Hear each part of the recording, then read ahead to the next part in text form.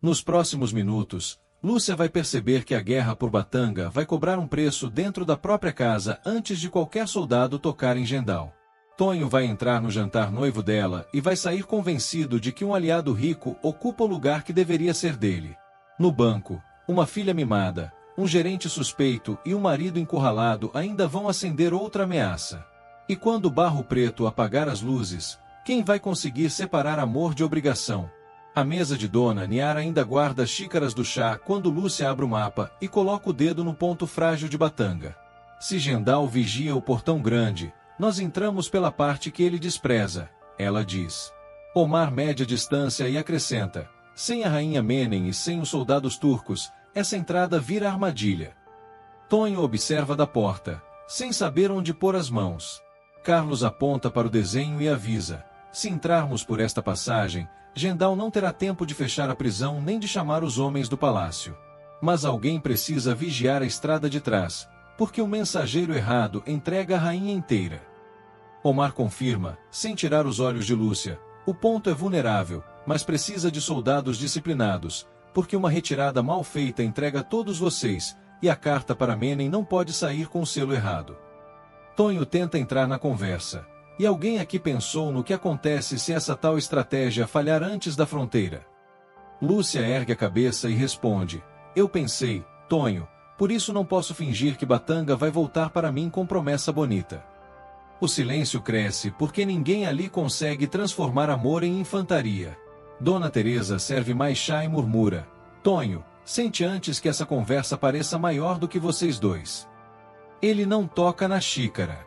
Lúcia olha para Omar, depois para o mapa, e admite, se eu escolher só o meu coração, Gendal continua sentado no trono da minha família. A guerra começa a ocupar o lugar do noivado. Omar fala baixo, mas cada palavra acerta Tonho como uma porta fechada. A rainha Menem de Zinga pode ceder pelo menos um batalhão, somado aos soldados turcos e à resistência que já espera por um sinal. Se um desses grupos chegar antes do outro, Gendal descobre nossa divisão. Lúcia respira fundo e decide, eu escrevo a carta, mas se for mais prudente sair em seu nome, Omar, eu aceito. Carlos pergunta, a senhora pretende lutar no campo de batalha, mesmo depois do que aconteceu em Batanga? Lúcia não recua, minha mãe lutou pela independência, Carlos, e eu não vou pedir que outro morra por um trono que é meu e que minha mãe defendeu antes de mim. Tonho deixa escapar o incômodo que já não cabe no peito. Então é isso, Lúcia. Omar escreve, Omar traz soldados, Omar conhece o caminho, e eu fico aqui assistindo. Ela se aproxima e corta. Você não está assistindo, Tonho, você está vendo a parte da minha vida que eu não posso arrancar para caber no seu medo. Omar tenta aliviar, eu sou aliado dela, nada além disso.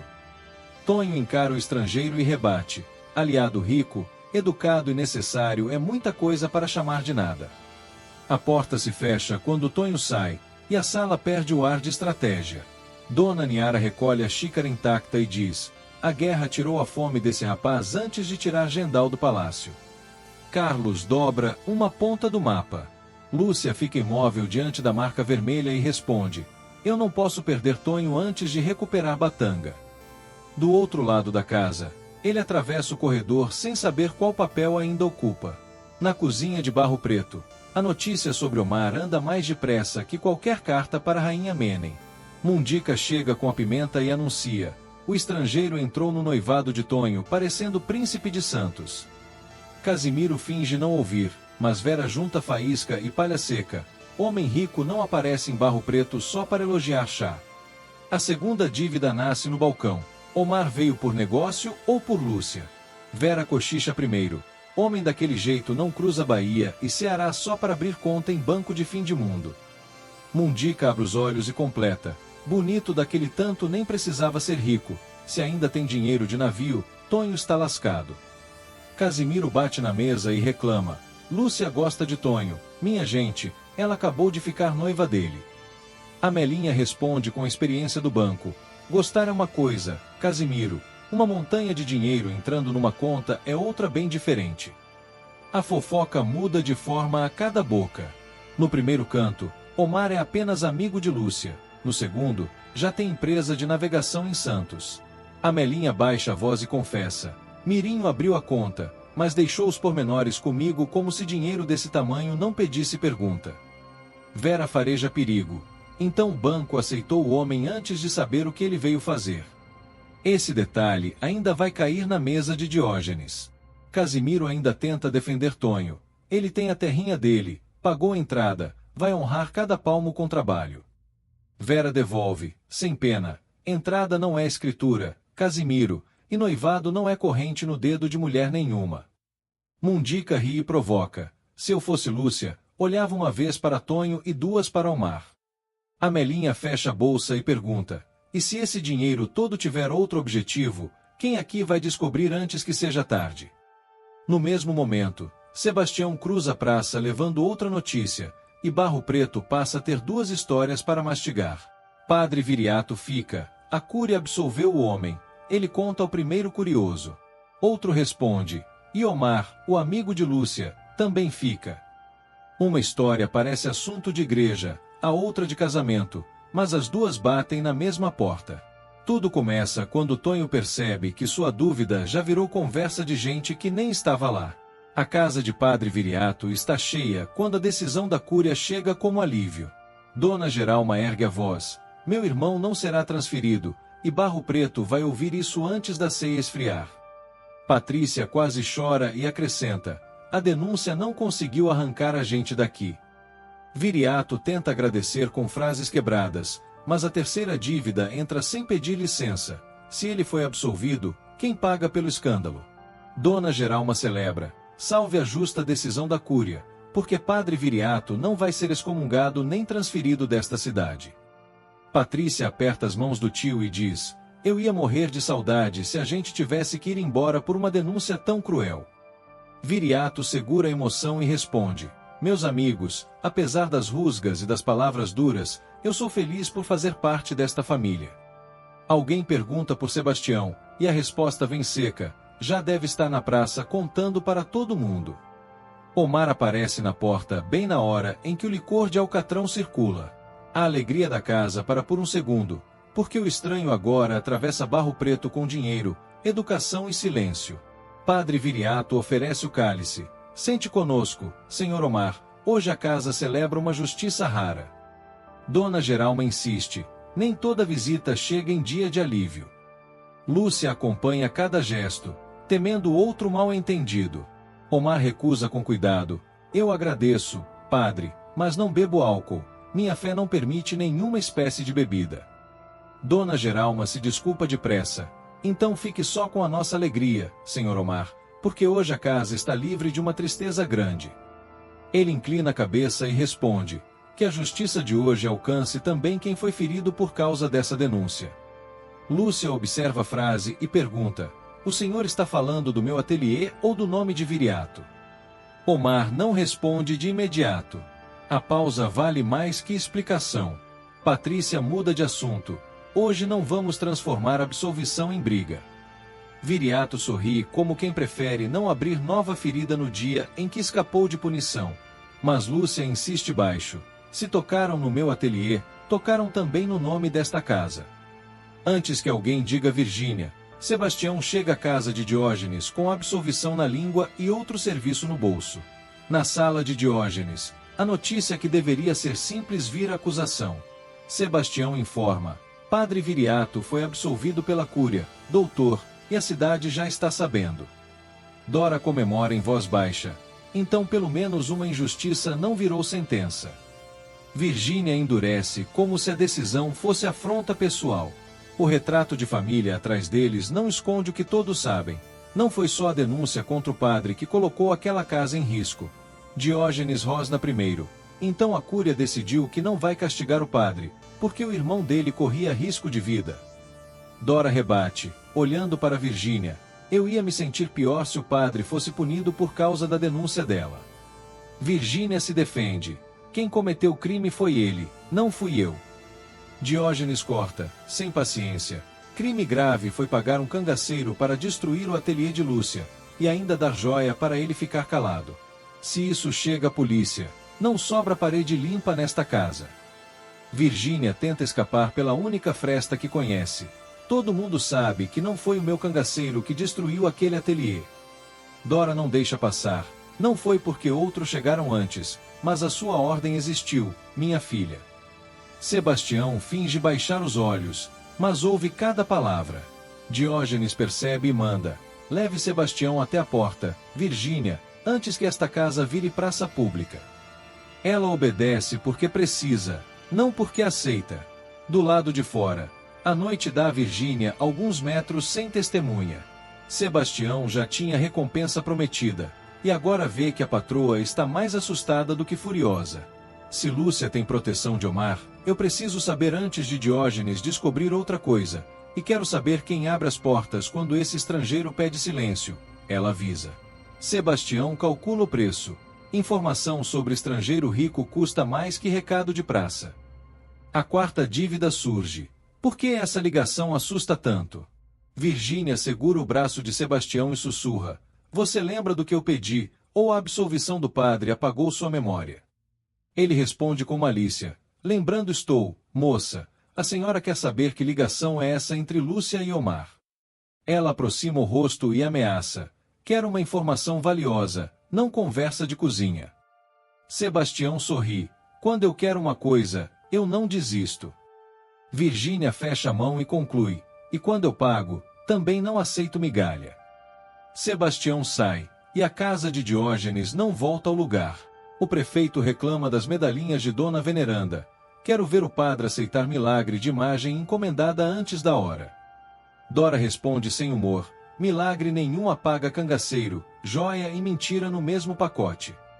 Virgínia some pelo corredor com mais perguntas do que respostas. A absolvição de Viriato resolve uma dor, mas empurra outra. Se Sebastião descobrir algo sobre Omar, vende para quem? Mais tarde, no quarto, Diógenes encontra outro tipo de tribunal. A esposa não dorme, a revista continua aberta, e Mirinho atravessa a conversa antes de qualquer carinho. Você fez gerente o homem que chamava de incompetente, ela acusa. Diógenes tenta fechar a porta do assunto. Mirinho serve ao banco enquanto eu decidir que serve. Ela devolve: não parece decisão sua, parece ordem de Virgínia. A quinta dívida nasce ali. Por que ela manda tanto?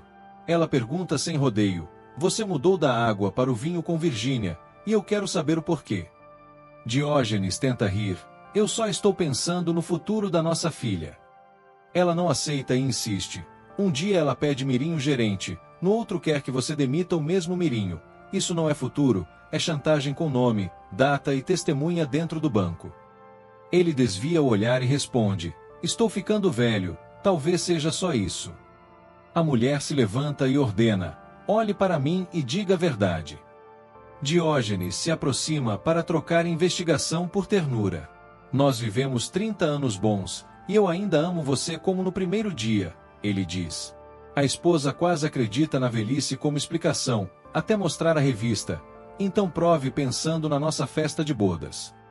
Na página, Carmen Fonseca e Murilo Malta sorriem como músicos famosos, e um passado que Diógenes nunca enterrou volta com força. Ela mostra a página e pede: eu queria tanto que Carmen Fonseca e Murilo Malta se apresentassem na nossa festa. Diógenes empalidece, mas disfarça: chame, se eles são maravilhosos, chame os dois. Ela sorri, sem perceber o golpe. Eles estão entre os mais comentados do momento. A lembrança atravessa Diógenes como faca antiga.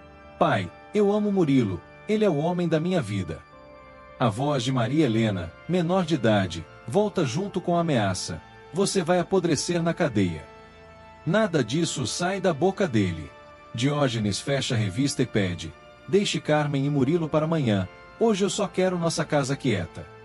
A esposa estranha: desde quando o músico famoso deixa você nervoso desse jeito?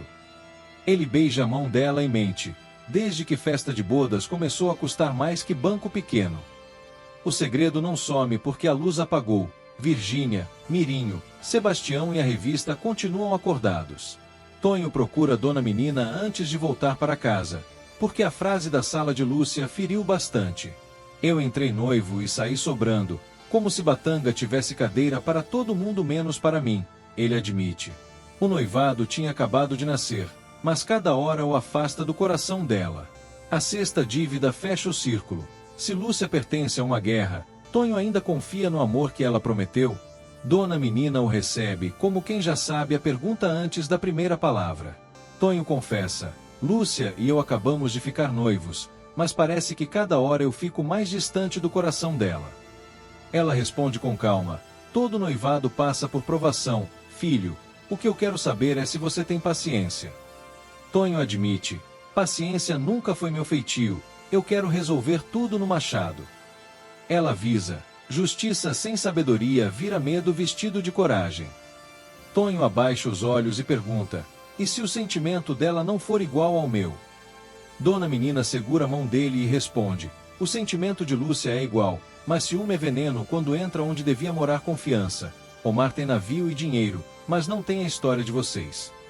Ele insiste: a senhora mesma diz que a gente pode seguir ou desfazer caminho. Ela confirma: pode, Tonho, mas não desfaça por causa de Omar antes de ouvir a mulher que escolheu você. A frase fica ali, pesada demais para consolar. Em casa, o pai percebe a carranca e toca no nome que Tonho queria evitar. Dona Graça quer jantar para Omar, e Mirinho disse que o homem botou uma ruma de dinheiro no banco. Comenta.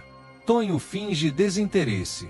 O pai acrescenta: se ele fica em Barro Preto de vez, você vai precisar de confiança, não de cara fechada.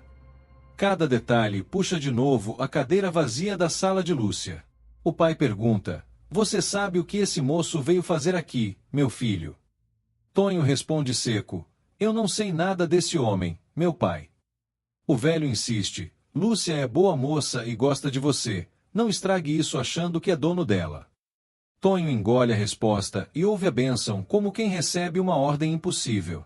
Quando fica sozinho, repete a frase que disse ao sair do jantar: eu vi que não tenho lugar nesse mundo. A noite termina sem batalha, mas com todas as armas sobre a mesa. Lúcia ainda precisa escrever a rainha Menem e admitir: sem Omar, eu perco soldados, sem Tonho, eu perco o chão, e Batanga não me devolve o que Barro Preto arrancar de mim. Virgínia ainda espera Sebastião, Diógenes ainda esconde porque obedece a filha, e Tonho ainda não sabe se cabe numa coroa roubada. Barro Preto dorme com 6 dívidas abertas. Tonho errou ao deixar o medo falar mais alto depois do jantar? Comente ciúme se você acha que ele ainda pode salvar esse noivado. E acompanhe o próximo capítulo para ver qual dessas dívidas vai cobrar primeiro.